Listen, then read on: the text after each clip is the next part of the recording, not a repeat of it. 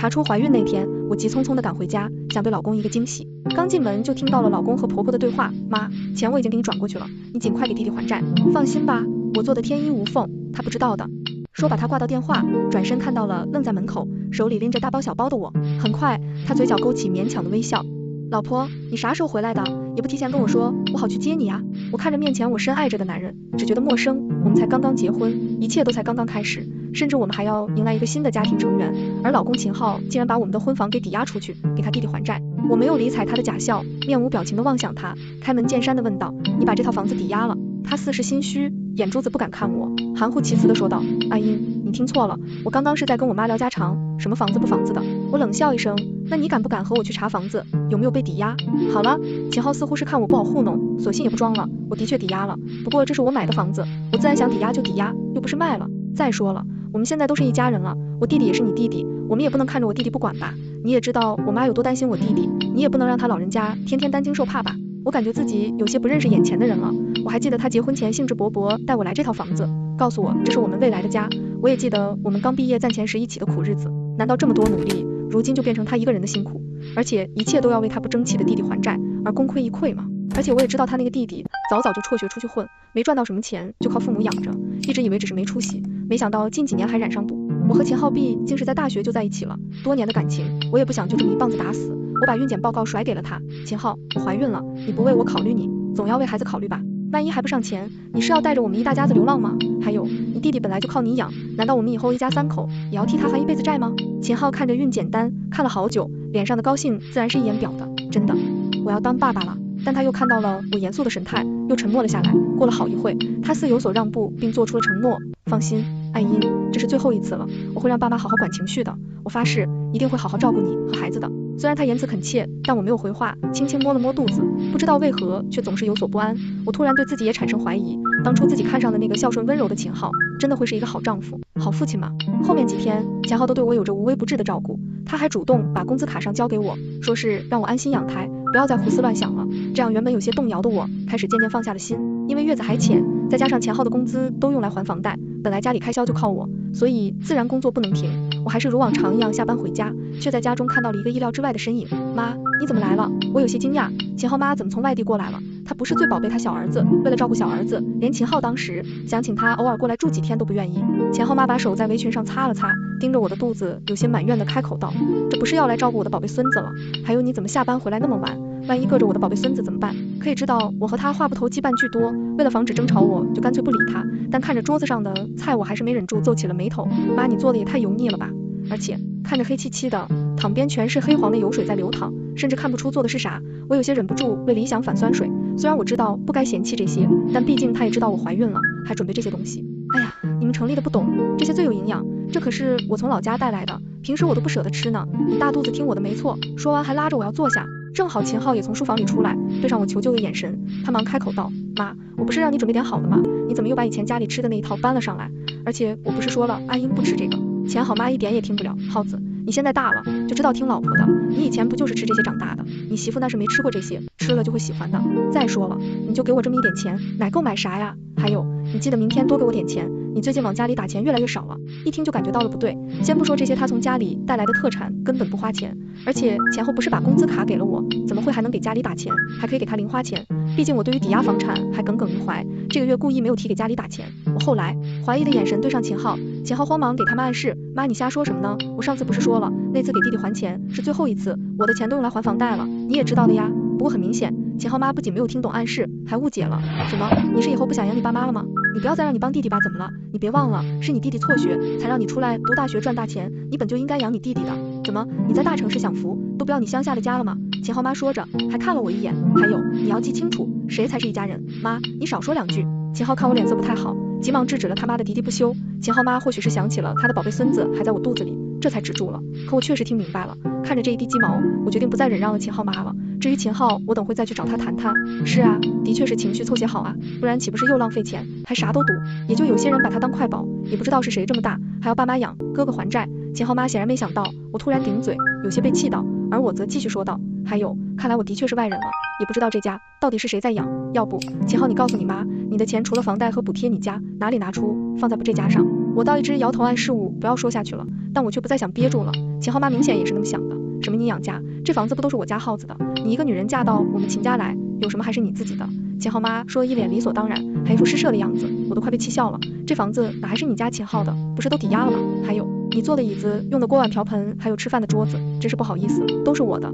秦昊妈被我气得不轻，像是要往后倒。秦昊急忙扶着，然后似有些失望地看着我，阿英，够了，你和妈有什么气呀？我本来不想和秦昊妈争论什么，毕竟我也是知道她个性的，但她似乎缓了过来，然后又开始继续了。耗子，你看看你娶的这个小孩，你妈可真是要被气死了。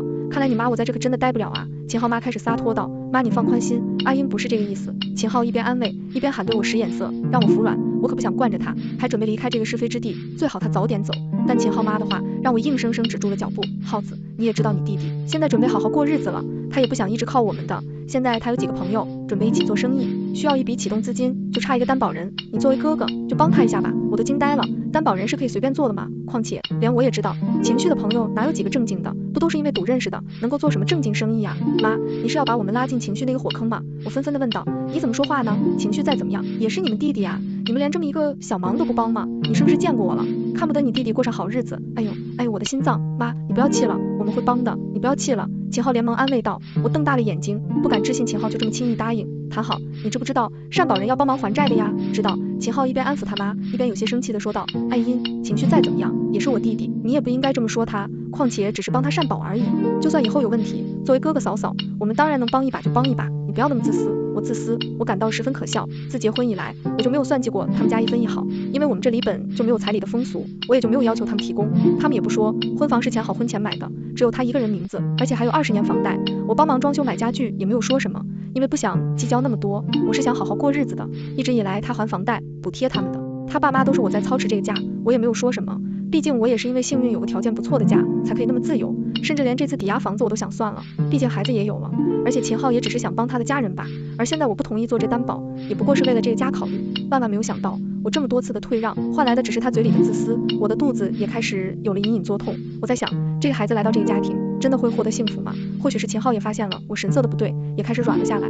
爱英，妈也不是那个意思，他也在乎幸福，你看他不是这次特意出来照顾你的，我的头很疼，不想再参与这些招心的事，你们好好谈谈，担保的是我是绝对不会同意的，这几天我也想一个人静静，就先回我家了。我再次摸了摸自己的肚子，就再给彼此冷静一下吧。我回了家，没有告诉我爸妈这些招心事，而是告诉他们我怀孕了，所以想回来住几天，他们也没有多想，开始高高兴兴照顾我。为了忘记这些，我更加专注工作，倒是实现了家庭失意，事业得意，没有家庭事务的阻碍，我很顺利的多接手了几个项目。在一次加班以后，我一时疲惫，竟然不知不觉又走到了自己家的小区，想到这里还是一地鸡毛，我就准备继续回我爸妈家，去看见钱浩正陪着他妈大包小包往家里带，嘴里还叽叽咕咕不知道在说些什么。我停住了脚步，虽然听不太清楚，但隐约和我有关，于是我借着夜色走进了他们。妈，我还是去接阿英吧，都好几天了。接什么接？就因为你总是惯着他，才养成我。他现在无法无天的性格，我看就应该冷他一下，给他点颜色瞧瞧。我们也不是非他不可。妈，他还怀着我的孩子呢，孩子怎么了？是男是女都还不知道呢。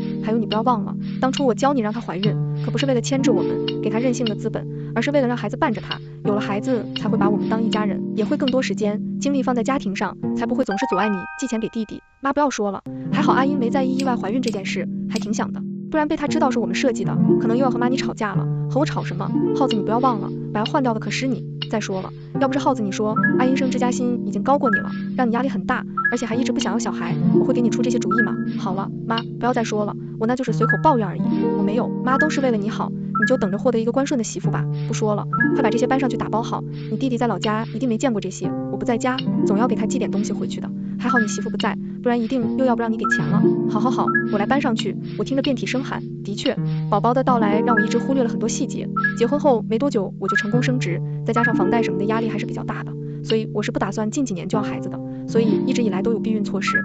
而我也知道措施也不是100%，所以就以为自己只是太幸运，没想到这次怀孕竟然是人为的。我处处在为这个家考虑，而他们却在处处算计我。之前我以为钱浩只是被这个家拖累了，以为等我们自己的小家稳定了，一切都会变好的。没想到他也是一丘之貉，他们聊得很忘我，根本没有在意后面还跟着一个我。对了，豪子啊，你要加快动作，我们抵押这套房子可不只是为了给你弟弟还债，最好让你老婆松口，从他爹妈家拿钱出来，赎房子回来，实在没有就把他们自己家的房子卖了，去换钱给你们。真不知道他们怎么想的，就一个女儿也不知道，多给点嫁妆，不知道把钱攥在手里是要干嘛？难道是要带到棺材里吗？妈，阿英对抵押这套房子已经很不开心了，我也不能现在就抵押，况且她很在乎她爸妈的，不开心怎么了？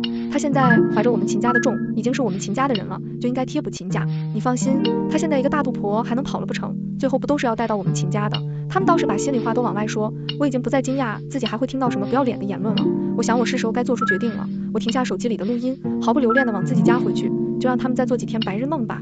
回家后，我很郑重地和我爸妈谈了一下，并把手机里的录音给我爸妈听了。我妈听后心疼地抱住了我，我爸很沉默且生气，问我以后如何打算，需不需要去做请好一顿。我拦住了我爸，同时很冷静地说自己准备离婚，并且孩子也不打算要了。一个被算计出来的孩子，出生只会迎来更多的算计，甚至成为那个恬不知耻的家用来牟利的手段。如此这般，还不如不要来到这个世界。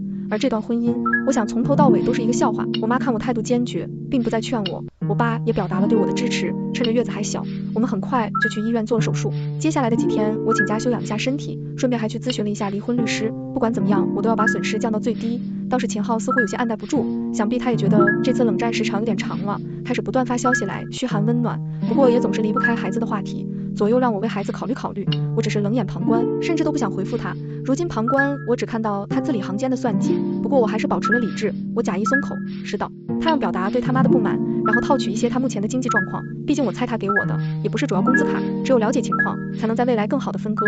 他看我松口，有些放松警惕，也和我抱怨了几句他妈。虽然他很警惕，但我也听出他似乎收入来源有些不明，我猜他不是还有灰色收入。这时我也开始庆幸，当时因为没有要彩礼，所以我也没有带家装过去。我想着自己和秦昊足够养活自己，还不如让爸妈把钱存起来，更好的生活。在一切准备就绪以后，我约齐昊到我们，他没有多想，还以为我要松口回来了，高高兴兴就来了。不过可能秦昊妈以为自己胜利了，顺便还想亲自出面捞一些好处，也跟着过来了。哎呦，秦家你家房子就是大呀，不像我们老家，房子都开始漏水了。秦昊妈一来就又开始诉苦，顺便开始打烂我家的房子，每次都是如此，眼里皆是贪婪，就仿佛是在看自己的所有物一般。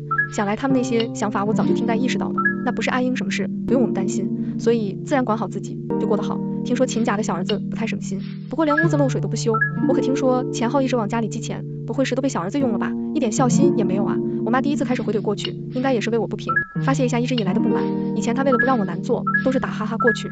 钱昊妈也是没想到我妈竟然会这么说，毕竟我妈看着就是好脾气的样子，从来没有回过中华，所以还愣了一下，不过很快反应过来，什么没有孝心，亲家这话可不中听，我那是有2个儿子，自然就要受累点，你家就一个女儿，自然不需要操心。再说了，如今你还有耗子帮衬着，那可是大大的享清福。看着钱昊妈一连一儿子，我妈气不打一处来，我安抚我妈，开向钱昊妈毫不留情地道，也是，想来都是唐昊帮我们太多，导致顾不上自己家了，那不如以后就让秦昊只管自己家吧。没错没错，就应该这样。没想到媳妇你回了趟家，还懂事了不少啊。秦昊妈似乎没意识到什么不对，反而开心得很。倒是秦昊感觉听得不对，忙说道，什么呀？阿英的爸妈也是我爸妈，我怎么可能不管呢？妈，你少说几句吧，以后就不实了。我很平静地看着秦昊，不急不慢地从包里把这段时间制定好的离婚协议拿出来。秦昊，今天请你来是和你商量离婚的事情的。秦昊有些怔怔的看向桌子上的离婚协议，一时都没有反应过来。他们反应很快，妍音啊，你怎么突然提这个呀？哎呀，是不是闹小脾气了？就这么点小事，本来你动不动回娘家，我就没说啥，想着毕竟是你们年轻人的事，结果你看着我没什么反应，他又转换枪口，亲家你也不管，离婚是他们小辈随随便便可以决定的嘛，年轻人的事我们大人就不要掺和了，有时候就是掺和太多，问题越多。我伴着有深意的回答道。秦昊一脸受伤的看着我，阿英，不要闹小脾气了好不好？是我不对，没有及时来哄你，你想怎么闹都行，不要提离婚好不好？再说了，你肚子里的宝宝，难道要让他一出生就没有爸爸吗？果然还是孩子，而他妈也是豁然开了，你看你这孩子是不是都忘了自己也不是小孩了，都是要当妈妈的人了，都不为自己肚子里的孩子考虑一下。我很认真考虑了，我缓缓说道，又拿出了自己流产的单子，为了减少这方面麻烦，我已经把孩子流掉了，听说还是个男孩呢，谁知道男女呀，先刺激一下这个老太婆再说。秦昊不可置信的拿过单子，阿姨，你这是在干什么？你杀我们的孩子！他妈更是在听到是个男孩后叫了起来，天啊，你竟然打掉我们秦家的宝贝孙子！一屁股坐在地上开始撒泼了起来。阿英，你怎么突然这样了？我们前几天不还好好的吗？你不想生孩子可以早点说啊，我之前看你挺喜欢这个孩子的。秦昊开始一脸伤心的质问我，你们表演的够多了，我不想再看他们拙劣的演技，可笑我之前一直被蒙在鼓里。我的确在这个孩子到了以后很是期待，但自从知道这个孩子怎么来的，我就只感受到我心，我想你们应该都心知肚明吧。秦昊妈眼神闪了一下，似乎没想到该怎么应对，暗中推了秦昊一把。秦昊应该没想到我竟然知道这个，急忙解释道，阿英，你听我给你解释，不是你想的那样。我想着尽快结束这场闹剧，拿出录音开始播放了起来。秦昊和他妈听着听着，脸一下紫白了起来。而我爸妈再听一遍，依旧很是气愤，我爸都想要冲上去，再一次被我拦了下来。这下没有什么好说的了吧，好好签下这份离婚协议吧。我点了点桌子上的离婚协议，示意秦昊快点签字。秦昊在听了录音以后都没敢看我，他开向他妈疯狂求助。哎呀，这件事的确我们有不对的地方，但是严依你就没有错的地方吗？秦昊妈看着我，死皮赖脸胡扯道，我还有错了，我都快被他们气笑了。我最大的错应该就是看上他儿子吧？那可不，秦昊妈一定要叫我，谁让你一直不肯要孩子？你们虽然刚结婚，但年纪也不小了，我在你这年纪都有他们兄弟2个了。再说了，女人本就应该在家生孩子，我们老秦家放你出去工作已经是很大度了，你还想着让我们秦家绝后吗？放我出去，你怎么不想想，没有我出去工作，你家儿子怎么供得起房贷，还养得起你们？说难听点，你儿子现在是靠我养的，你他妈也是被我气得够呛。而秦昊似乎不放弃，还想和我打感情牌。阿英，你真的放得下我们这么多年感情吗？你瞎了眼，至于你的家从来就没有我，况且一个连房子都被抵押掉的家又怎么称得上家？快点签字吧，闹得不好看可不好收场。秦昊忧忧郁郁，明显不想签字。在我准备加大力度的时候，秦昊妈眼看我铁的心干脆就豁出去了。严颖，我告诉你，你现在离婚就是一个二手货，你这种打不开的，你以为还会有别人要你吗？我听着只觉得可笑，当今社会又有谁依附着谁？我可不需要别人要，倒是你儿子不也是二手货？我看你不急怕不是都在外面找好想好的了吧？我告诉你，你这样是要给我们赔钱的，当初嫁妆都没有，是早就想好了吧？一个穷得出不起彩礼的，还想要嫁妆，别人总说卖女儿，果然还是您厉害，儿子也照样卖。不过我告诉你，你儿子不值钱，本来我还想着多一事不如少一事，早点解决掉就好了。既然他们那么不识趣，就不要怪我不客气了。有你们来求我们的时候，儿子不要牵我们走。我很快联系了搬家公司，毕竟前号房子里的家具都是我买的，顺便还开始让律师准备起诉的事情，总归是要做2手准备的，而且是我的我一份，都不会让给你。最后我还写了举报信给秦昊滩公司，毕竟他抵押房产还得可是高利贷，况且他不还想帮他弟弟担保吗？我总觉得他在基层却能拿出不少钱，还房贷还总是贴不家里一定有问题，而且前段时间偷偷了解下来，他一定是有其他收入的。至于我还听说他们还准备给他弟弟，最近相看人家，想必也是打算帮助情绪收收心。我特意装作不经意把情绪欠赌债的消息透露给了那边的一个大嘴巴远方亲戚，想必这样他们应该有更多事情可以做了。整顿完这些，我也开始准备工作上的事情，毕竟在有了更多时间投入公司后，我的机遇也变多了起来。明年我们要在隔壁省市开一个分所，想要派人过去管理。我知道你刚刚结婚，不过这个机会很难得，在上面说了，以后我第一个想到的就是你，你看你要不要回去考虑？我愿意。我微笑着打扮我上次黄总的话，他是一直带着我进来的人，也是他一直在帮助我升职，我对他向来都是很信任的，毕竟没有他也没有现在的我。他一脸惊喜，你终于想明白了，之前你还因为照顾家里推掉好几个项目，要不是最近我看你又重新有了当初的那个动力，我都不知道要不要和你提。是啊，家里虽然重要，但照顾家里也不是你一个人的事，我很高兴你能想明白。他拍了拍我的肩膀，就像曾经给我鼓励时那样，我想明白了，之前是我愚昧了，多亏黄姐没有放弃我，我到哪里都不会忘记您的恩情，我可不是要你的恩情。黄姐微微一笑，她向窗外似乎是在追忆什么。我看过太多和你一样优秀的女孩子，在年轻时焕发光彩，我一次次以为可以在职场上看到一颗又一颗明星升起，就在后面被困住一个个小家里，再也不复以往，就仿佛流星一般。我的可惜总被他们反驳说，女人就该以家庭为重，那难道男人不应该吗？难道牺牲的只有女性吗？黄姐在此看向我，语重心长道，我希望你以后也不要忘记，如今自己做的决定，没有谁应该为了谁放弃自己，不应该也不值得。黄姐的话值得细细品味，我也很感恩黄姐愿意和我说掏心窝子的话。我郑重地点了点头，我想我未来应该是更加明媚灿烂的。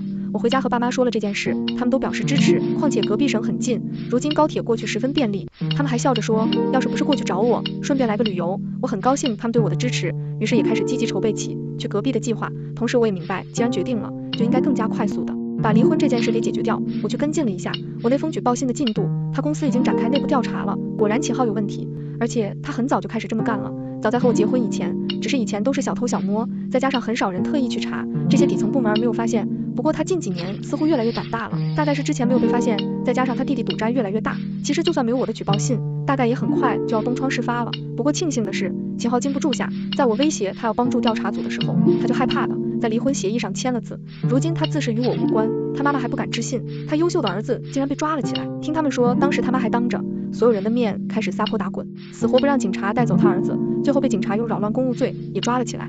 最后听说房子应该是保不住了，而他妈眼看这个儿子是没有指望了，出警局以后就直接拍拍屁股拿走剩下的钱，回了老家去找小儿子了，根本不在乎钱好死活。不过情绪也没让我失望，果然那个创业不过是个骗局，没有了钱和好的帮助，他们怕是想要翻身很难了。而传来这些消息的人也深深叹了一口气，最后告诉我，钱好在牢里想要见我一面，他这次涉及的案件还是很严重的，恐怕不是一回回可以出来的了。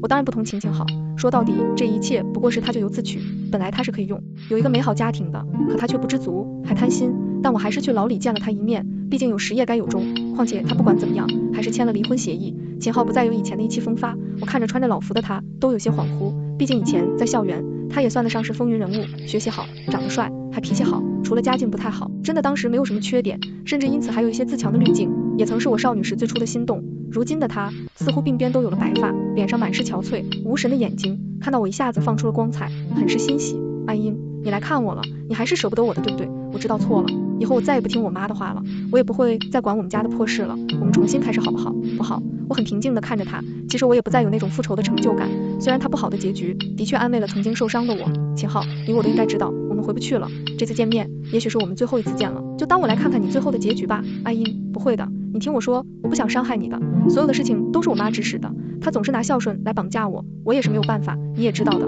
我是那么喜欢你，从学校里第一次见你开始就不曾变过，不管怎么说，我们的感情都没有变过呀。以前这件事情都不是我的本意，我那时只是被我妈蒙蔽了心窍，你原谅我好不好？秦昊很急切的解释，想要支持我离去，我听后只有更多的失望。秦昊，你还是没有意识到自己的问题，难道你是提前摸我吗？你的一举一动都是你妈操纵的，根本不是，都是你自己想这么做，只是借了你妈的口罢了。你总想着万一以后不顺，就推到你妈身上，你既想要好处，又不想承担责任，怪不得你妈也看不上你。说完，我起身离开，秦昊瘫在椅子上，不知道在想什么，口里还一直喃喃自语着。我想所有的事终究都画上了完美的句。我想这辈子秦昊用来思考这些问题的时间还有很多，就让他自己慢慢想吧，或许他一辈子也想不明白，但这对于我来说也不重要了。走出去，我看着头顶的白云，享受着清新的空气，肩膀上是前所未有的轻松。等会是该去订去隔壁省的票了。全文完。